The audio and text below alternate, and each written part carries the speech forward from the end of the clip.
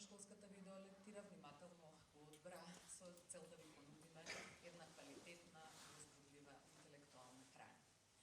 Како што рече и нашиот колега и пријател филозоф Ернесто и голем познавач на културата, особено на филмската култура и на својата земја и воопшто во европски рамки, ова е еден од филмовите кои што и покрај својата специфична структура, и покрај своето бавно темпо, и покрај недостатокот на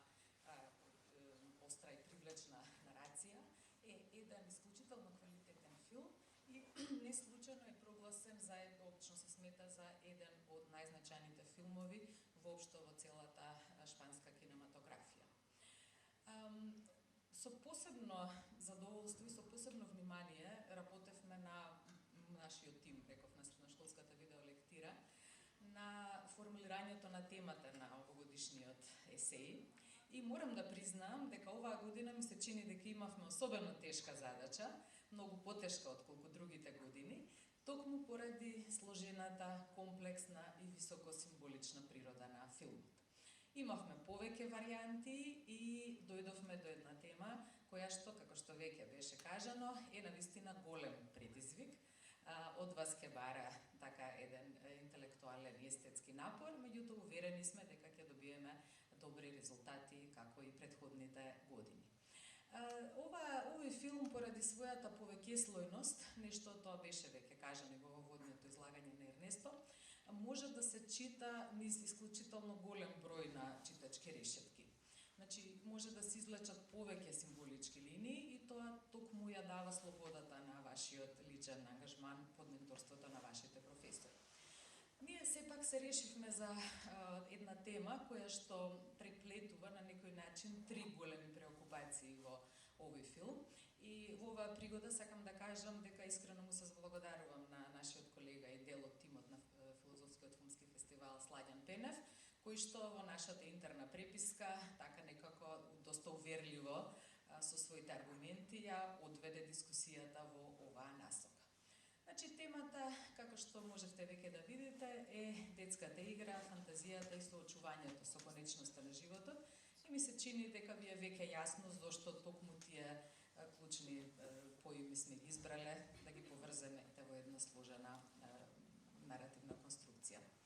Најнапред, детството очигледно е една од големите теми на овој филм и токму е тоа она што му е дава неговата универзалност. И, впрочем, како што можете да видите, тука има и фантастичен актерски перформанс на децата актери. Ана Торен, таа што е главната носителка на филмот, се смета дека оваа улога е една од најдобрите детски улоги воопшто во историјата на кинематографијата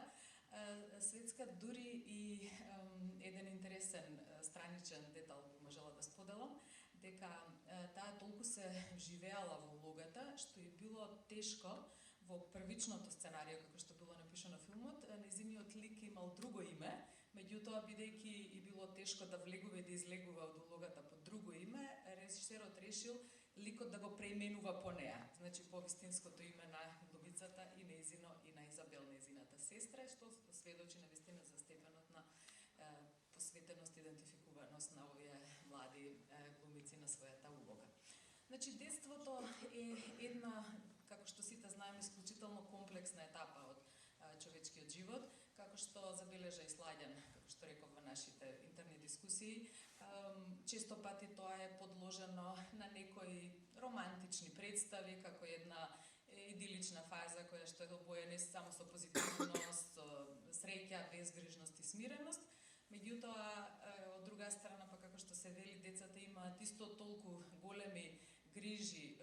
и предизвици во соочувањето со животот како и возрастните, само ги носат на многу послаби плеќи. И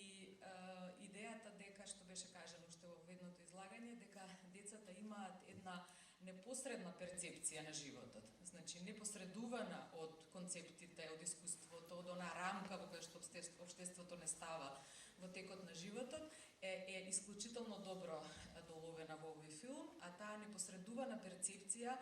го подразбира и големото чувство за амбивалентноста на животот. За тоа дека тој свет надвор од домот, значи тој свет во кој што детето веќе оформя, што се оформува како личност допрва зачекорува, е привлечен, меѓутоа исто така и опасен, дека во него има и предизвици, дека во него чекаат радости, меѓутоа чека и навистина нешто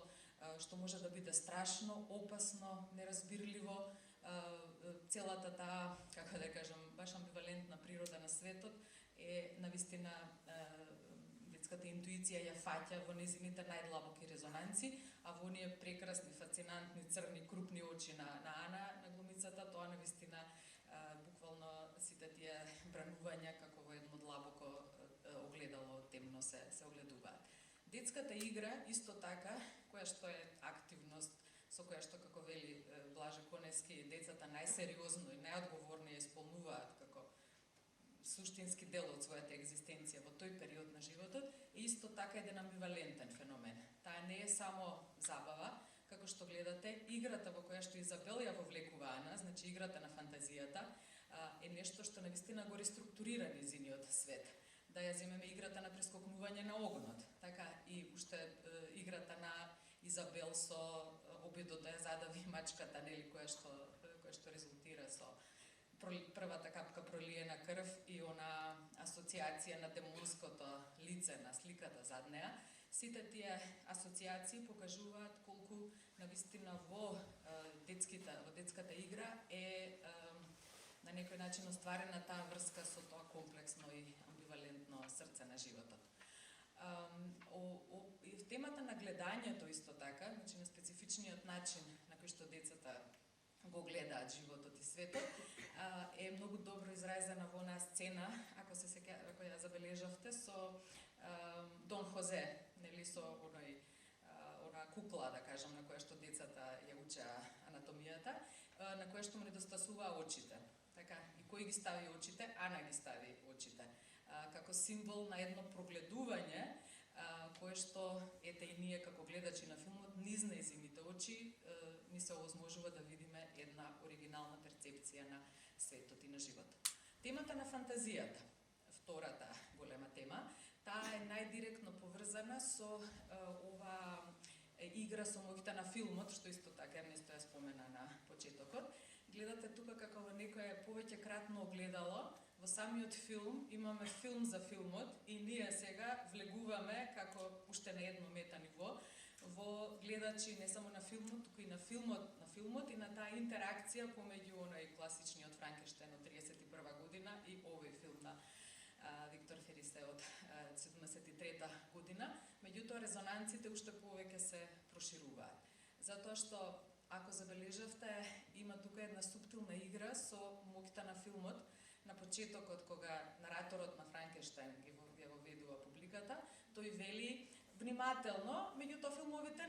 не го земете сериозно, филмовите не се вистинити. Понатаму исто кога Изабел и вели на Ана,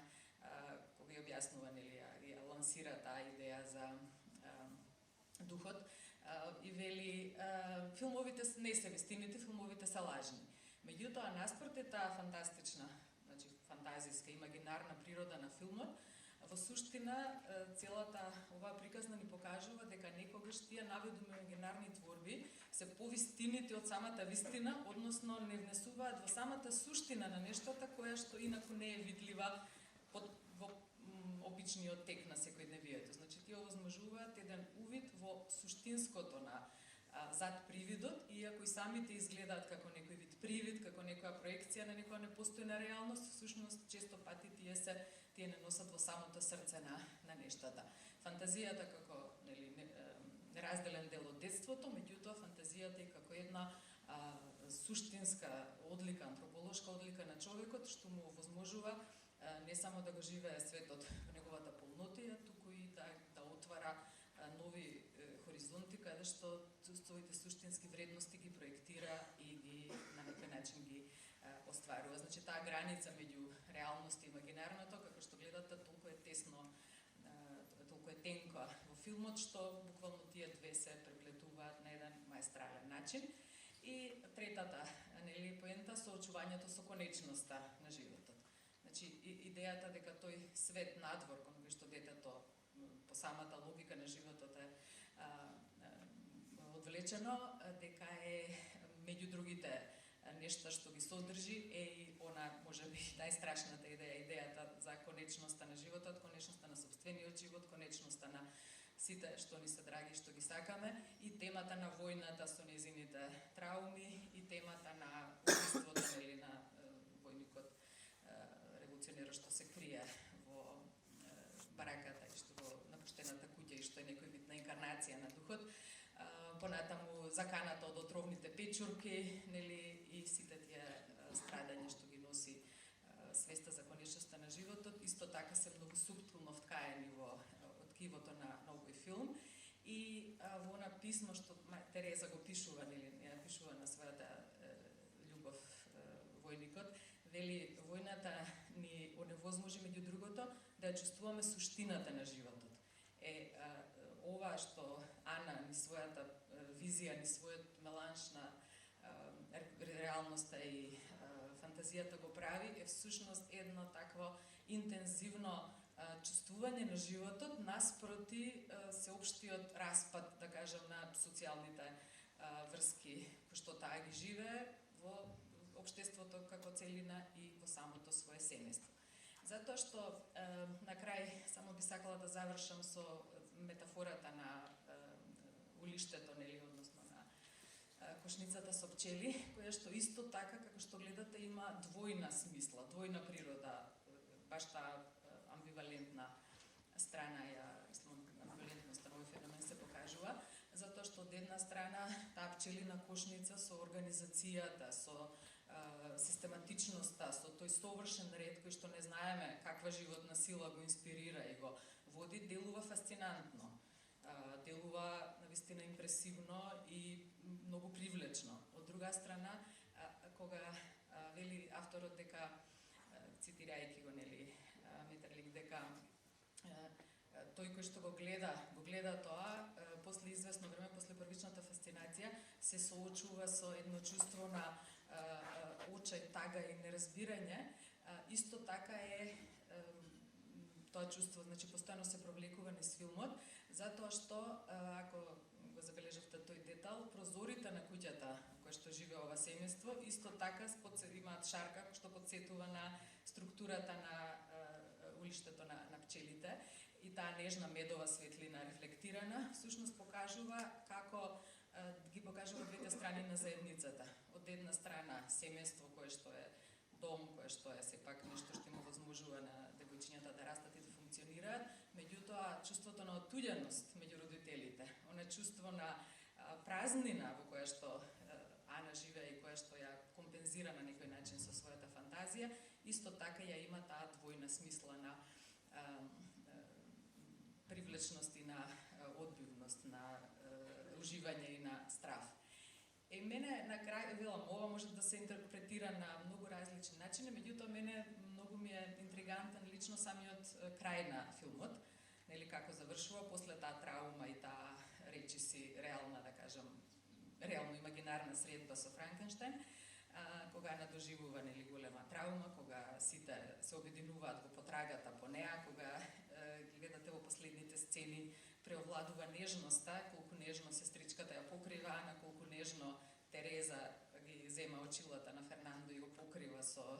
кебенцето, како на некој начин пак тоа семено единство да се воспоставува и да преовладува на таа оттуѓеност и таа анестезираност од драматичните времиња во кои што се одвива филмот и во кои што живее семејството. Меѓутоа, Ана на крај пак погледнува низ прозорецот на фантазијата, настојувајќи да комуницира со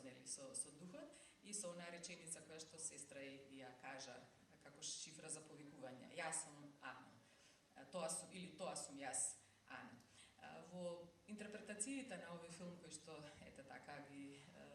читав подготвувајќи се за оваа наша денешна средба, имаше една што особено ми се допадна, која што ова крајна сцена на филмот ја толкуваше како еден вид на созревање, еден вид на еден финале, како едно довршување на овој мачен и комплексен процес на зачекорување од детството кон соочувањето со реалниот свет, во кој што се што можеме да направиме е да ги припитомиме собствените и туѓите, нели, духови, монструми, Франкенштајни. Значи, идејата дека кога човек е пројден из некој искуство, кога ќе се соочи со таа драматична и на некој начин хорор страна на животот и на совкупното искуство, да, тоа искуство е травматично, меѓутоа после тоа, кога ќе се интегрира во ткивото на собствената свест и на собствениот живот, тогаш сме на вистинскиот праг на зрелоста и тогаш повеќе на некој начин стануваме по-свесни, по-способни да се носиме со амбивалентната природа и на нас и на самиот живот, а во тоа и уметноста, и фантазијата, и филмот, и на крај краишта луѓето, што се секогаш околу нас, иако понекогаш не се чини дека не се оние кои што ни помагаат и не водат кон тој процес на созревање и на некаква